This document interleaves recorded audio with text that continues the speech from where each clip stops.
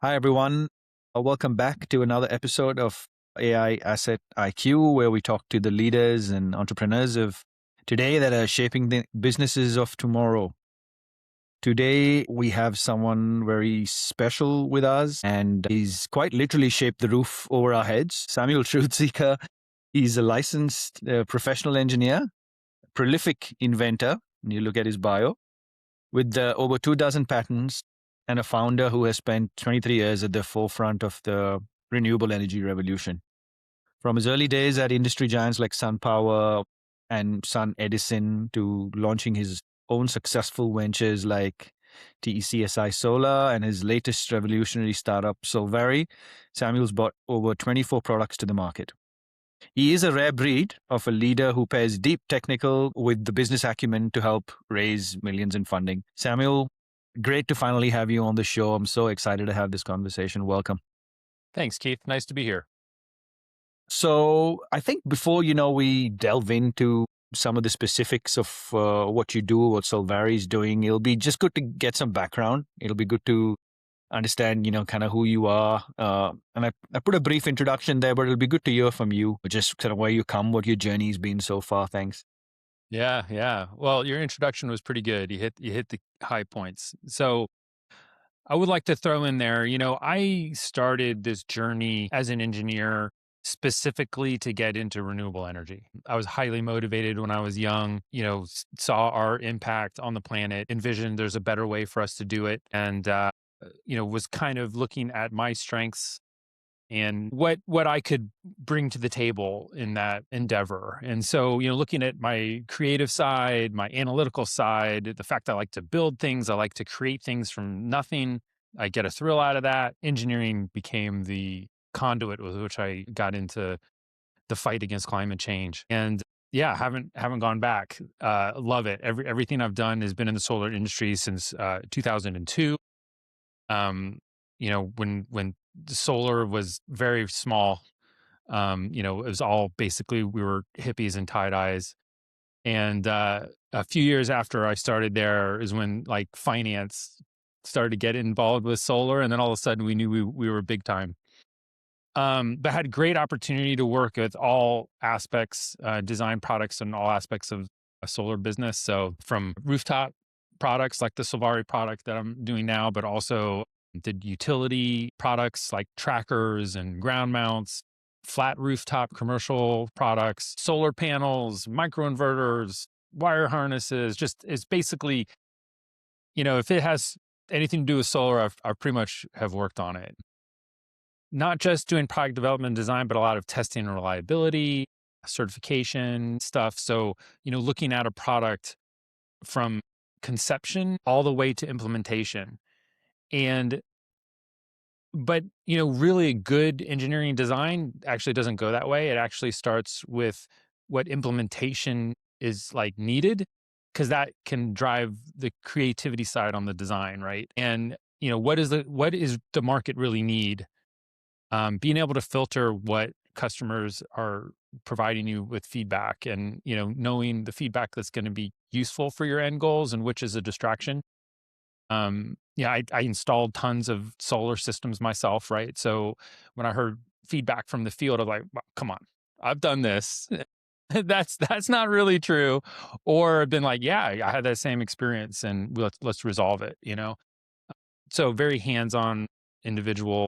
I love to get to the root and find solutions, and so that's my motivation. It's been fun. I love it. Worked at all different kinds of companies, mostly startups. I love the startup environment. Move fast, less bureaucracy. Really have an opportunity to create not just a product but an organization. So I have lots of experience outside of engineering. I've been sales manager, quality manager, purchasing department.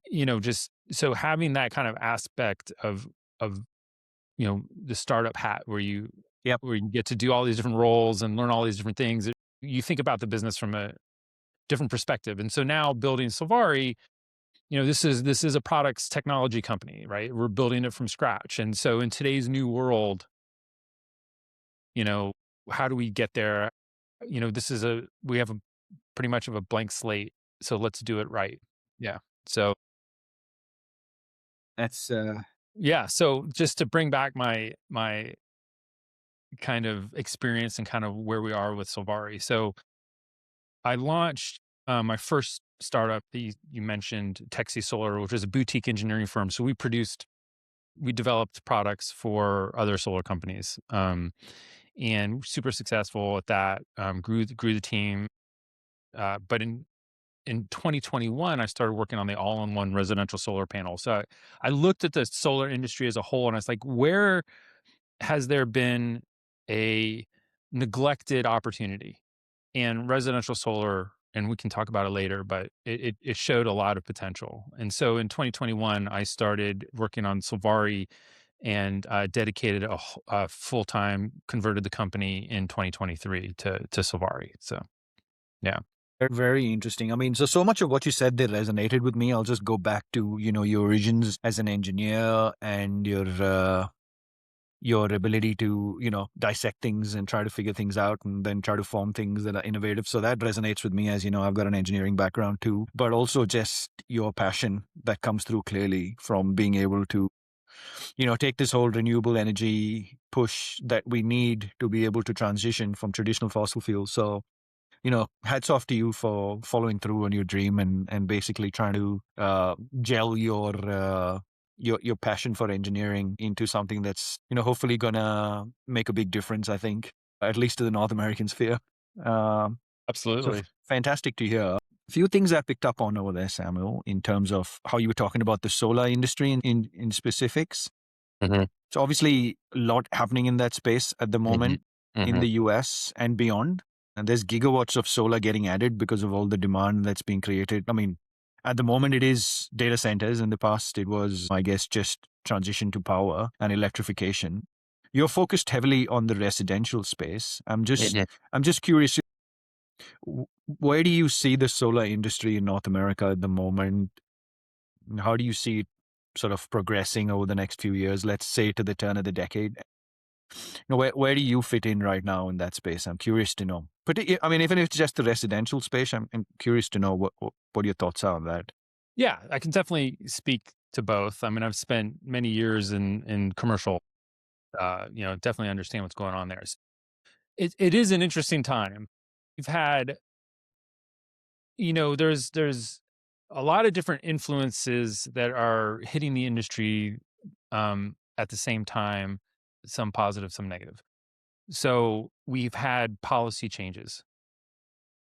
The passage of the One Big Beautiful Bill Act definitely had impacts on the industry that have added headwinds. And coupled with that was some more federal government oversight on accepting permits and providing approvals for permits for large power plants that have been slated for years and lots of financial investment. Similar to what we saw with offshore wind and what the administration was doing, holding up those projects. But we're seeing motion there, but there's frustration. So yes, I work in the residential space at Solvari, but a lot of our customers also do commercial and utilities. Sure. So, they're telling me about projects, large scale projects that have been canceled because of administrative changes, policy changes. So I'm not against them necessarily, right? So there's some really good things. It's pushing a lot of American made products. It's bringing solar domestic production. I mean, solar used to be a US technology. I mean, we invented this thing basically in the 70s at the energy crisis. And then, late 90s, early 2000s, well, I shouldn't say that, early 2000s, we basically handed it over to China that Yeah. just really manufactured the heck out of it Yes.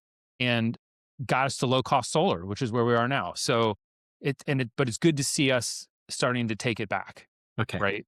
And Solvari is a good example of bringing American ingenuity, our specific use case to bear and coupling it with the advancements that the Chinese have been able to apply to the solar panel technology. So it's great. And then bringing that offshore and support for American made, we're all for it. So that's all very helpful. Yeah, there's a lot of changes. It's and the industry is adapting. Yep. It's going to take us a little bit of time, but we're getting there. For the residential space, the biggest change was homeowners used to be able to get a 30% tax credit when Yep. they purchase solar. Yep. And the One Big Beautiful Bill Act ended that December 31st last year. So if you are a business and you want to lease a solar system on someone's home, then that business can take the 30% tax credit, but the homeowner can't. That's a big change. And that Yes. has a huge impact in the industry and is not business as usual for us. So there's a lot that we can talk about on that side and the impacts. But in general, while we've had headwinds and the industry is adjusting, it's not going away, right? I mean, we're like a $75 billion industry and, we're resilient. Yep. People want it. We need more energy. That's not going away. A lot of the data centers want to use renewable with battery backup. There's a lot of reasons for that. It's distributed. You don't have to continue to bring in fuels on a consistent basis. So there's a lot of advantages to renewables, and it's just not, we're not going away. It's No. just, it makes sense, right? Yeah. If you've got the upfront capital, you're going to save money. Period. Yes. Yes. Yeah. So that's an interesting point to then double click on in terms of, I think we should probably talk about the Solvari specific offering. I'm just curious to know kind of what is your end-to-end offering and kind of where do you play in that space for solar, just to then maybe get some comparisons as well. It'd be good if you had any benchmarks because, I was looking about, what does it take from a cost of dollars per megawatt standpoint and how that cost came down significantly, when we offshored to Chinese manufacturing, especially, with the wafers and cells. So I'm curious where you think that is at right now and, where you've bought that down for yourself to be able to then obviously transfer that margin over to the customer, because that's where it's going to be a challenge, like you said, especially with the credits off. Yeah. How do we get manufacturing efficient? How do we get costs down so that we can still, sell this as a product for the end customer? Just to again elaborate on that further, while I was working on some of the renewable energy projects, without support from governments, without support from a manufacturing standpoint, without support in policy, it's really hard to drive some of the costs down because the end user then has to pay for it. So I'm curious as to how you see that, Solvari playing in that space. And if you've got some benchmarks there, I'll be really interested in listening to what they are. Yeah, for sure.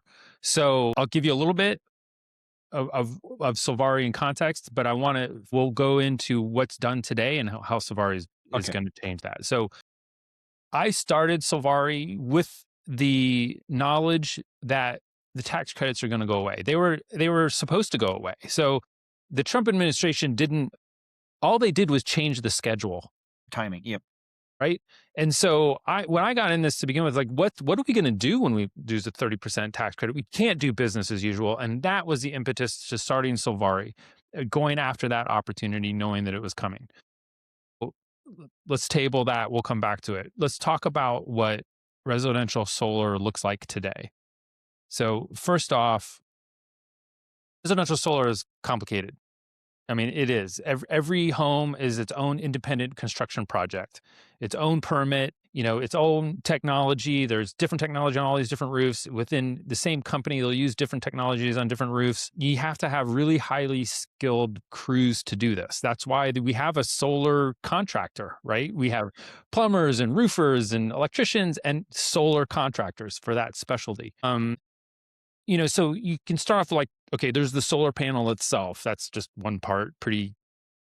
People get that.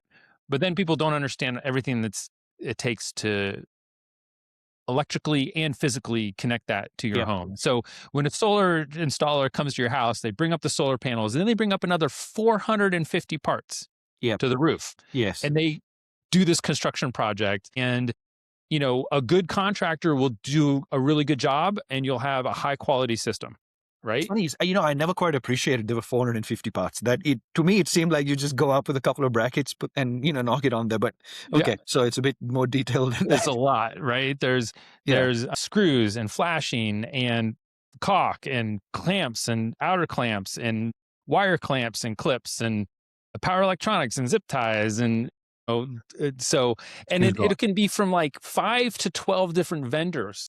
Yes. Of product up on the roof, right? Homeowners don't even know that. Maybe they know what the solar panel is, And that's usually it. But there's all these other vendors, and the warranty for all these products is different. Some of them have no warranty, zero.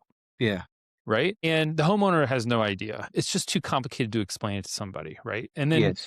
then you have these old things that, like, you got to make sure that they work together. Right. You might have a module and a clamp that weren't meant to work together, or connectors that are the wrong type of connector. And 2 years down the road, they can start a fire. Yeah. And, so there's all these variabilities and complexity, and that a good solar contractor can do a good job and you'll have high quality system. The problem is you don't know. And even if they are a good installer, you might not get the good team. Yeah. And so there's a lot about this. And anyone who's had contractors at their home know how important the skill of that contractor is. Yes.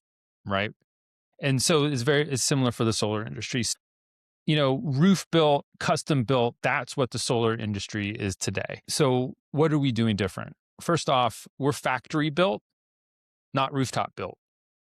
That means we can apply copy exact, factory precision. We control the entire bill of materials. Your entire roof is one vendor. We warranty the whole thing bumper to bumper because we have full control over it.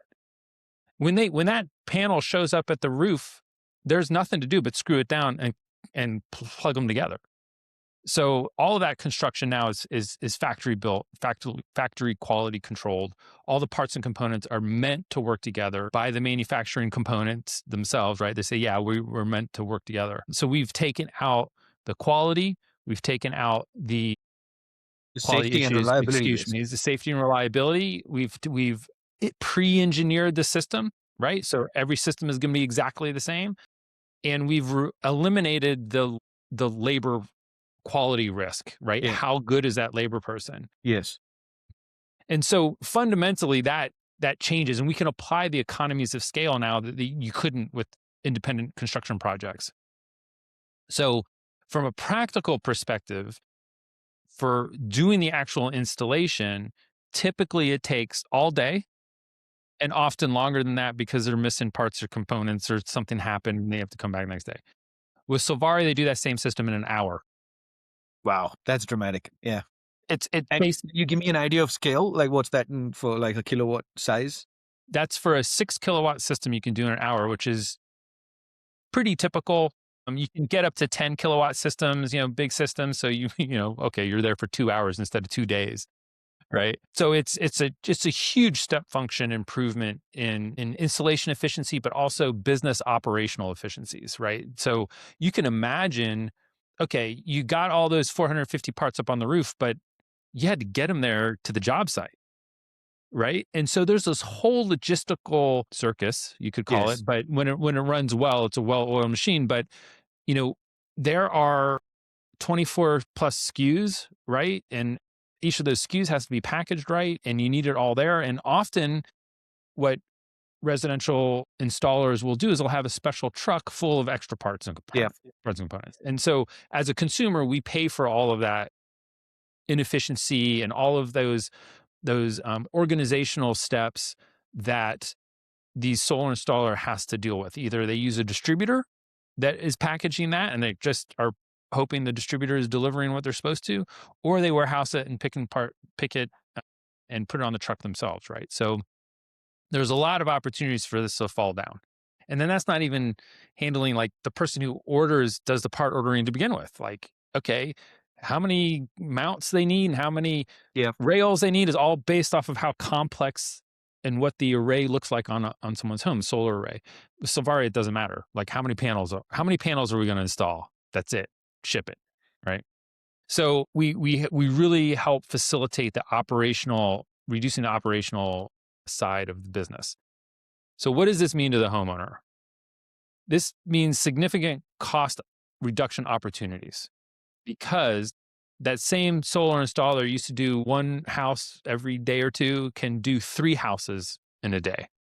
It's amazing. They can, what does it mean to the homeowner? It means the quality of the system for the homeowner is going to be every Solvari system exactly the same, no matter who installs it. So that frees you up from a lot of the risk that you have with qualifying your solar installer, right? Mhm. And so, really up and down the whole value chain, Solvari's product facilitates better quality and lower cost. That's great. It's fantastic to you. It's a similar analogy to kind of what, I come from the oil and gas industry, and it's very, very similar where I love what you've done, because what you've done effectively is taken a concept of stick building stuff on a roof and made it modular. It's kind of what what we're doing in the oil and gas industry. You go to a fabrication yard, you put it all together over there. It's safer. You're not working on a roof. You can test everything. Mhm. It's going to work, and then you assemble it as a module. You save time. It's going to be reliable. It sounds fantastic. So I'm guessing then you've got some sort of patent on this, Yeah. and yeah, Yeah, it's yeah, brilliant. yeah. I mean, it's you can't start a business Something like without it, this, right? I'd imagine, yes, Yeah. you absolutely need a patent. Okay, Yeah. So we have patent awarded. Another one has actually just been approved, so that should be awarded in the next few weeks. And then we have dozens behind that are exciting, coming. Yeah, very exciting. yeah, You can sign me up for a Solvari pound for sure. yeah. Fantastic. No, that's great. All right. Well, I think, that's good. We've gotten quite a bit of detail about the company.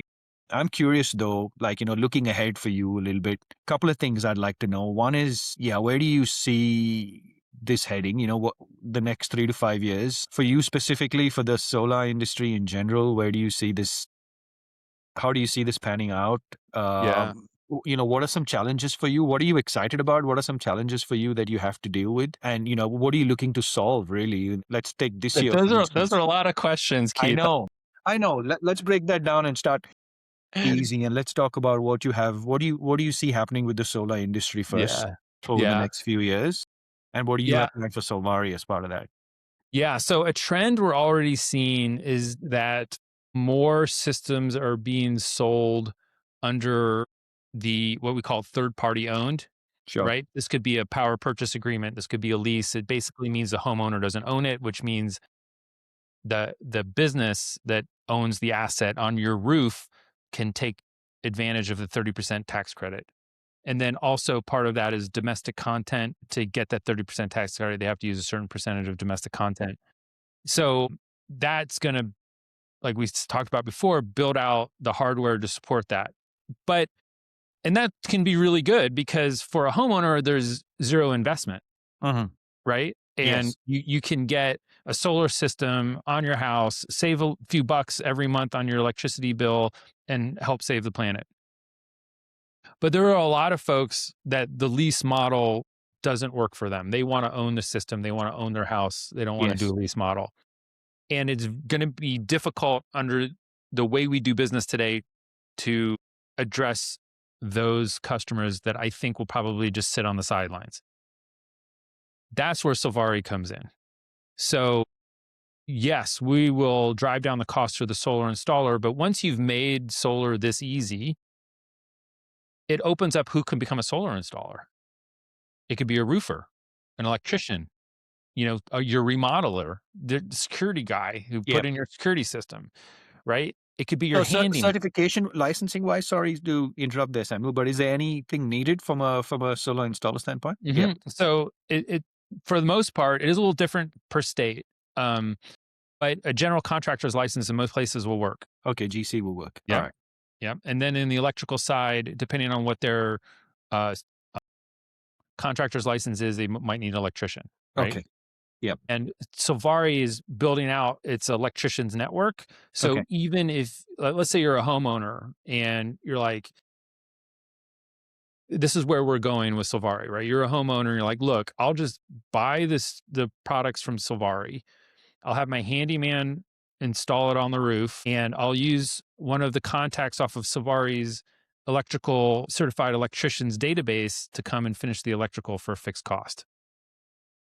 Now, or let's say, hey, my roofer is coming to redo my roof.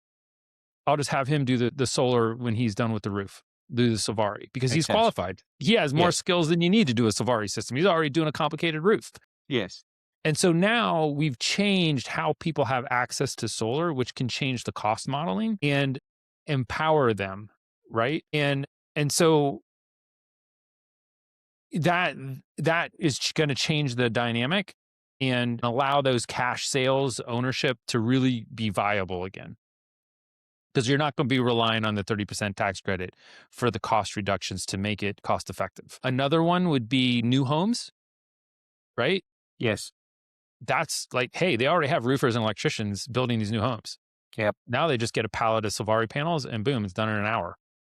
And so once you tie the solar, low cost solar, because we'll be providing a low cost solution to a mortgage, then who cares about the 30% tax credit? I'm going to be totally beating it, right? With the lowest cost loan we could get. So that's how we're going to address, we're totally going to be able to go after leased systems. So if people want to get a leased system with Solvari, great. If people want to do cash and own the asset with the Solvari system, we're going to be the low cost solution to get there, so that when we've already proven it. So the metrics, the national average for a solar system, we do it per watt. So per Okay. watt of DC energy that's Sure. delivered. So a typical home is 6 to 10 kilowatts. Sometimes they're 3. So it's just an average. And so if it's $1 per watt, $3 per watt, and your 10 kilowatt system would be $30,000, Yes. right? So the last year's average cost was about $3.37 a watt, Okay. right? Our customers are a solar installer quoted our product at $2.25 a watt. Wow. It's a 30% reduction almost. That's right. So it Yeah. already beats Yeah. the tax with the average with the tax credit, That's amazing. right? So it just goes to show the power of the opportunity of cost reduction that Solvari provides. Yeah. Fantastic. That's great. It's good you had some benchmarks in there as well. Couple of sidebars, just because out of personal curiosity. Your products right now, purely solar, do they include, I'm assuming inverters, yes. Batteries, no? Because I'm assuming like more and more batteries are becoming part of the Yeah. equation. Yeah. It makes sense from an arbitrage standpoint. It also makes sense, I guess, from a cost standpoint if they come down. So just curious what your thoughts are on those two. Yeah, the battery technology is taking off, and its value to grid stability is there, and there's still tax credits for a homeowner for battery systems. So we are absolutely going to partner with a battery manufacturer to deliver a product that would be wrapped into our warranty. So it'd still be like it's all from one vendor, but our core technology is not batteries. But we understand that people are coming to us, often will be coming to us, that are new to solar, and they're relying on us to choose the right equipment for them that's going to be easy, it's going to be reliable, that we stand behind. So we will do that. But for our larger solar installers, they can pair with whatever battery they want. There's nothing about our technology that would stop. Sure. Okay, good, great. Thanks for clarifying that. So, based on what you said now, there's obviously a few things you're looking forward to in the immediate year. Where's Solvari at, and what are you looking forward to in this next year? What are some challenges you have along the way that potentially you're looking at solving? Yeah. So, for us, like we said at the beginning, we have an opportunity. We're a startup. We have an Yep. opportunity. It's mostly a blank slate. We can build this a modern company, and what I mean by that is leveraging automation, workflows to remove kind of low value human interaction that, not just low value, but also can be a point of risk. And then obviously, AI, how can it contribute? Which Yes. is, I have tons of experience, obviously, in business in the last 25 years. AI is new, and AI is only the last few years. So there's definitely an opportunity for me, which, one of the reasons why we had discussions is opportunity to bring your expertise, that new Yep. expertise, to bear into the business. So what are we looking at? The CRM, definitely we need to stand that up right away. I mean, we have 3,000 plus active subscribers, and we go to trade shows, and we're working through a spreadsheet. It's very complicated spreadsheet. It's great. It's silly. It's absolutely silly. So we need to stand up a CRM in short order. However, we do know that a lot of ERP systems that we want to start working with offer a CRM, or partner already, have plugins with other CRM systems. So you know, we have to do that in conjunction, I think, in order to best strategize. And maybe we can handle them completely independent. Maybe AI can be used as a go between these to really make them run smoothly together. And we could pick and choose the best of both. But we got to do that kind of analysis. So we are assembling this technology in Austin, Texas, right? So we have a manufacturing line. We are obviously moving towards automation for that manufacturing line. We have targets for highly automated. And so manufacturing engineering systems, we need to bring that to bear. And then inventory management, right? I mean, we want to get away from paper travelers and, this Yes. stuff they used to do in the 80s, right? There's none of that should happen. And, having incoming and outgoing inventory managed through AI and robotics for space optimization and first come, first in, first out for loading a truck, and all of these kinds of things. So there's a ton of opportunity. We don't need to boil the ocean. We're not going to boil the ocean to begin with. I'm not sure, and this is for further conversation for us. I'm not sure the mix of traditional and then bringing in new AI, because I hear people, oh, I created an ERP system from scratch using Yeah. whatever AI system. It took me Yeah. 3 hours, and I'm like, okay, did you really? I Yeah. don't know. No. Um, So so yeah, obviously very exciting. This is kind of where we play, right? So really excited to hear when you talk about workflows and automation. That's kind of where our wheelhouse, and it's my background as well, generally from an engineering standpoint, and my wife from an IT standpoint. So very excited to hear the way you're forward thinking and incorporating that into the business already, because you're setting yourself up for success, and that everything's going to help you with that cost factor, yeah, bringing that cost down and being as efficient as you can to deploy a good solution to the market. As maybe what we can do, Samuel, if you don't mind, is share that process workflow that you shared with me, if you're all right with yeah, that. yeah. Yeah, I've got that I'm ready. you've got that ready, or you Yeah, want me to share it? I've got it. Okay, great. Yeah, it'll be good to just quickly, you already hit on a few different factors there, but it'll be good to just extrapolate your thinking a little bit there on that workflow sheet. Brilliant. All right. Yeah. So this is how I'm looking at our business. We have on the front end marketing and sales, right? And we have different channels we talked about, right? We have solar and the distribution channels, contractors and homeowners. So these are different channels. Um, and then we have the customer service on this side. Our interface to our customers is the website. So that's in the center here. ERP systems to coordinate. Manufacturing is here. Purchasing, shipping and receiving, and then accounting. So, from a high level, I put red circles around areas that I thought maybe we could deploy AI. Um, and would love to hear Sure. your feedback on that. So let's go ahead and start with the marketing. So first off, I just want to say I've seen AI deployed in marketing really poorly, Yeah. and it's like almost upsetting and insulting. So, for example, I was at the website of a prominent software package for solar, and they had these beautiful images of people on rooftops, and like it just takes a second to for you to notice that it's AI, because Yes. they were like, there was concrete tile on top of asphalt shingle, there was posts sticking out of nowhere, people with extra fingers, and it was just like, come on, Yeah. right? And you really lose faith in the organization because of how they cheaped out. Is how I look at it, right? Cut corners. If they don't know how to do this, do they know how to deploy their software? It just Yes. doesn't give you a sense of confidence, and there's no then it becomes, well, is the whole company fake? Slippery slope. Yes. Yeah. And so we will not do that. Like, we are never going to have an AI generated anything on our website. It's going to be, we want real and concrete. With that being said, I believe there are ways, and we've already implemented ways of AI into the marketing. So we obviously use it to help with editing, Mm-hmm.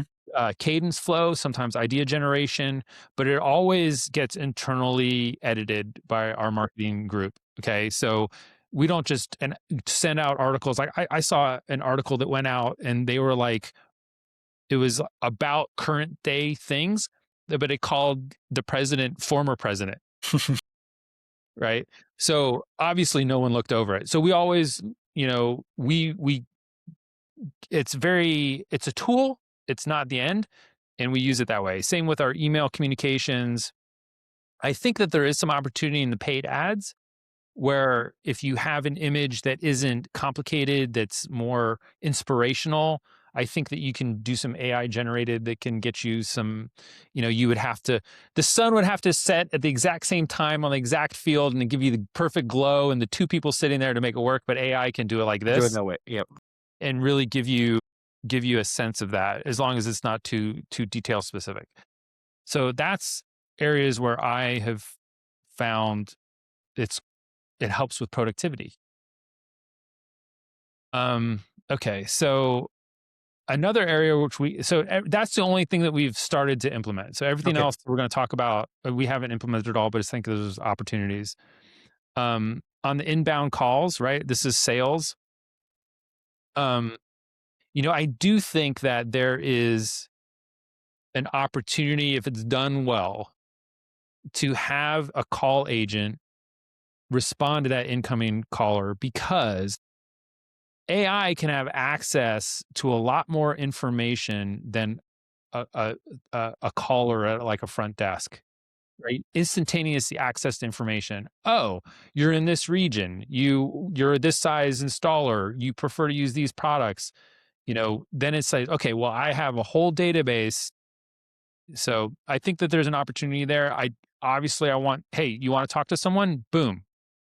I don't want to fake it like they're a real person. Like, hey, this is Solvari's AI assistant. Yes. At any time you can opt out, right? Because we don't want to. It should all be a value add. Yes. We don't want to how do you say it? Not talk to our customers. That's not why we're doing it, right? No. Okay. And then on the website, I think there's SEO. Our website is not optimized for it. I don't even know if SEO is going to matter anymore, but applying AI to clean that up would be fantastic. And then we do need to work on the AI search everywhere aspects. I have no idea how to do that. I just know it's a Sure. thing, so that we would be leaning on you guys Yep. a lot with the direction and implementation.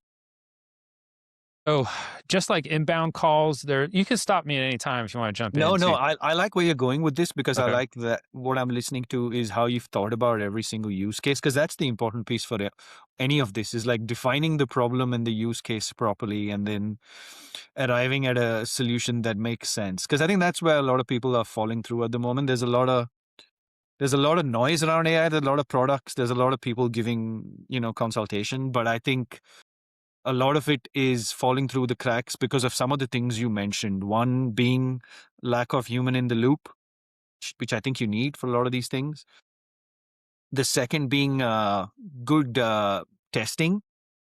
Just recently, there was, when you talk about that inbound call space, I was at my GP the other day, and they tried an AI agent for calls, and they lost a whole heap of patients because the AI agent said, this doctor doesn't work here anymore. So Jeez.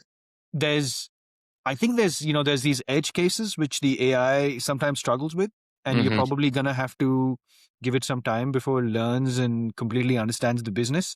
Hmm. So testing in the front end, understanding, what your edge cases are going to be, what the value is, that's another thing that we have to think about as part of the use case. So, all through this, we've got a lot of data that we're now looking at and talking to people and learning from that ourselves, so that we know the products that are actually delivering value, and also how they integrate well with each other. Because that's the other thing is I think everybody's looking for one size fits all, kind of not there just yet, but there are two or three things that can work well, at a cost effective way to be able to give you value. So please keep going. Yep. Excellent. To that point, like let's look at installation on our customer service side. Like, you know, there's we're obviously generating a lot of data, videos, how to install the product. We have a manual, we have all this stuff. But you're up on the roof, you just have a quick question. You just want to just go to the website, dial a number, and just talk to somebody.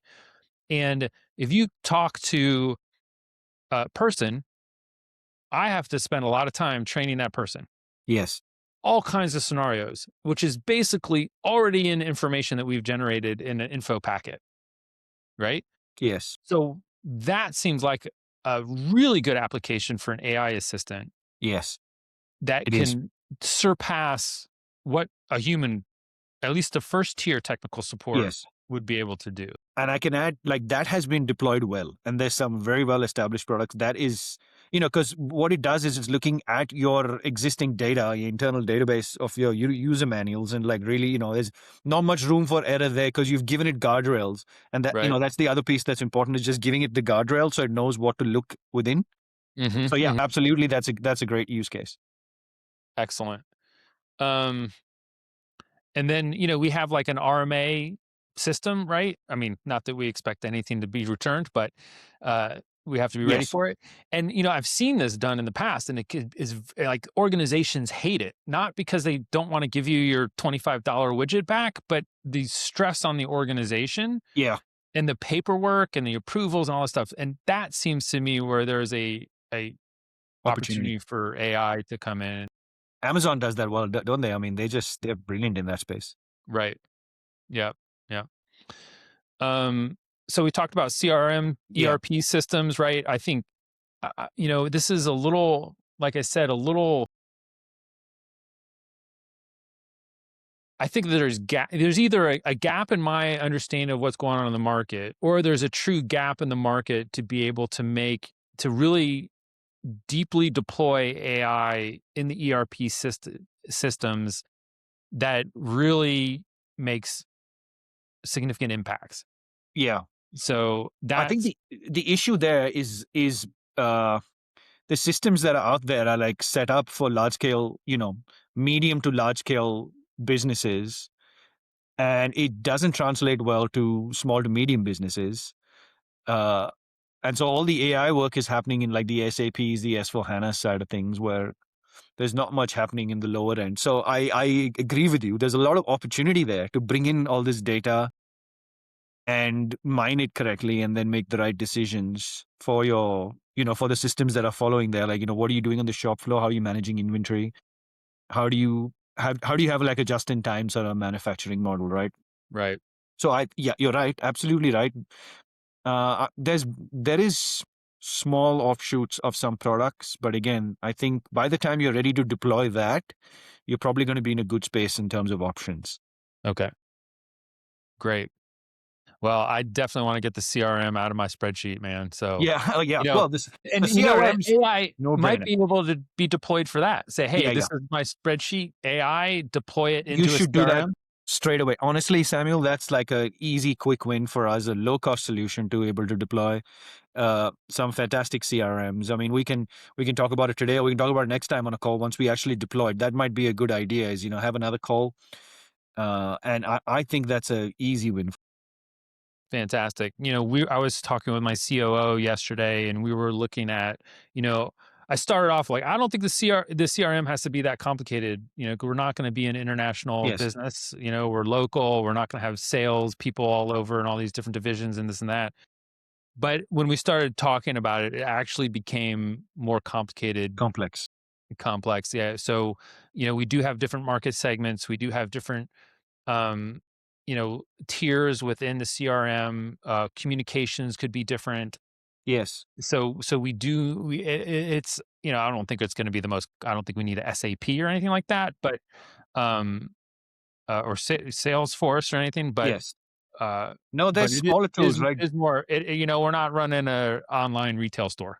No, something simple as Go. I think I brought this up before. Something simple as Go High Level would work perfectly for you with the right subscription model. Find a way to incorporate your website stuff as well. I think it'll work seamlessly. So we can talk more about that. Fantastic. On the manufacturing side, I think the biggest opportunity, and this is actually kind of already being done. So this is not Sure. necessarily, we don't need to go out and invent it. We do know of folks where you can do quality control through AI, Yes. right? You just feed it. We use machine learning Yes. AI, right? But you basically feed it tons of data, what's right, what's wrong, and you can do dimensional tolerances and all that stuff. So we will always have someone at the end, a person to look at it. Um, but at every station or every other station along the line, we want to analyze the quality of the production as it's going, kick it out of the line to be reworked. Yes. Um, but also we're like, hey, this one thing is consistently off, Yes. and uh, deploying AI to help diagnose the recurrence rate and what it could be timed to, Yes. can help us eliminate the Yeah. quality issues. Yeah. So again, with this, I've got a lot of experience. I used to work in a paper manufacturing facility where we made these A4 reams of paper, and we had exactly that from a reject standpoint. We had these smart eyes that looked at, because the wrapping of the paper that had to be perfect, and the way Hmm. it gets palletized, everything depended on that. So something very similar from a deployment standpoint. Same with bottling. As to work in a brewery, they did the same thing from a smart eyes perspective. So this is all, like you said, established technology. The added benefit now is that you've got all this data that can be crunched much quicker and make more predictive decisions. Hmm. Because what you want to do is, okay, take all that information and figure out where the actual problem is that you can adjust, right? Whether it's a manual task or something that's automated, you have the ability to pick that up sooner and make that change. Exactly, right. And I think, what we did in the day is like an engineer would sit down with the data set, Yeah, look at it from, 10, take several days to look at it, try to figure out what the trends are. And if we could just feed that into AI and get an yeah, answer in a minute or two, yeah. or You've close saved to a an whole answer. batch. You've Yeah, saved a whole batch. Yeah, exactly. great. And then I think the last thing is as accounting, right? Yeah, So, I've seen organizations with just tons of finance people in the finance department, and I could just never figure this out. I mean, at the end of the day, it's money in, money out, yeah. and of course you have to have guardrails and you have to do accounting and all that stuff. But if your business isn't changing, then I don't see why this shouldn't all be automated. Um, so I agree. I've never been a CFO, so maybe I'm missing a few things, but I think that there's a big opportunity there. I think so. I think, yeah, you're right. There is a lot of opportunity there. The tech side of things might become a little bit interesting, but other than that, from purely from a financial management standpoint, yeah, there's no reason why you can't be a micro CFO, right? Just yourself. So I love the way you laid this out, because you've thought about this completely from an end to end perspective, and I hope we can come back at some stage and look at how we've managed to implement some of the things we've spoken about, and see how that's helped you in your journey. But Yeah, I would thanks love so it. much for sharing this. Yeah, for sure. And well, I was going to say, did you have any questions for me? I've been asking all the questions. Well, I've been asking as I go. Well, You have. I think, you know, getting back to a point that we talked about earlier, it's like these it's very hyped, and it is. I would say maybe I have like a 60% handle on what's hype and what isn't. So there's 40% out there that is I'm either missing, or maybe I don't understand how far along it actually is, or maybe I think it's farther along than it actually is. So where do you see, now that you looked at our map, where is the low risk implementation of where, you know, AI is being deployed and or will be easily deployable and is being deployed to benefit the system integrations? Sure. And where is it like really not there yet? Yeah. So I think, yeah, we spoke about it while you were sharing that thing. I think the CRM is an absolute no-brainer. That's quite mature, well established, lots of products in the market that have been tried and tested for small to medium scale businesses. So I think that is an absolute no-brainer for you to implement, and you'll win straight away. The other thing with CRMs is that they've also come a long way with their integrations, right? From an API standpoint, connecting to other things. It will help you with your transition and scalability. While, because there'll be systems that you have that you can't get away from straight away. So you want to be able to natively integrate to whenever you're putting a new system in, so that you can slowly phase the old system out. Hmm. And I Hmm. think that's a key to looking at how you transition to some new softwares that are AI compatible. I think CRM for sure, no brainer. If I could Yes, clarify, back in the day, it was like, man, if you wanted to switch, from yes, one ERP to another ERP, is like the whole company is on hold for a year. You got to yes. hire all these people, and you're saying in the new world It's that not the case. No, I don't think it is the case. Especially it depends upon what you're starting from as your base. Most systems are well set up from an integration and uh, deployability standpoint. So I think that's good. With the view of thinking about scale and kind of where you're heading as well. That is another view to have in mind. So I think CRM absolutely no brainer. And then when we talk about AI, there's really two things, right? One is the generative piece and one's the agentic piece. The generative piece is what do you want certain systems to be able to generate for you, whether it's like proposals and things that will take out the effort from you spending time on it, whether it's proposals or the billing and invoicing, so the front end and the back end of the whole, the service offering. And so I think there's some low hanging fruit there that you can quite easily integrate from a generative standpoint, as long as it gets your voice and gets your language, which are the guardrails I was talking about. And then in the agentic space, again, there's a few opportunities which I think need some testing and need some time for evolution. So some agents are working well, not all of them. I think there's still some human in the loop needed. So I would define very specific use cases for AI agents, because obviously AI agents now have gotten to the space where they're the next level up. There's an orchestrator, there's a main guy that's actually controlling many AI agents. Mhm. And I don't think we need to go there yet. I think, like what you said, let's come back to defining the use case correctly and then managing it through specific automations before actually transitioning to agents and then maybe an orchestration later. I see. I see. So when I think of Yep. an AI agent, I think of it as a uh, entity that interacts between a customer and corporate information. Yeah. Is that a fair?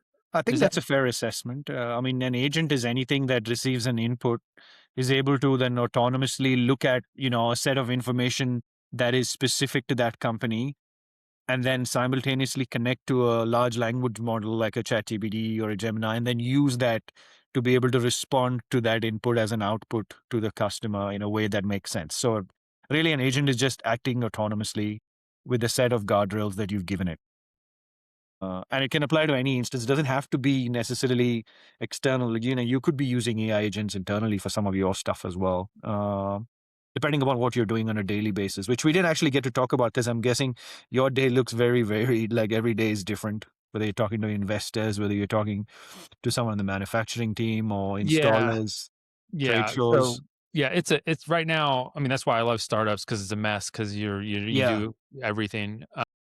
But I I I would like to understand a little bit more how you would use an agent internally, so that I can start thinking about, as we grow, would how it could be used to benefit the business. I think the biggest one benefit will be for an agent to just recognize your personality like an avatar of yourself.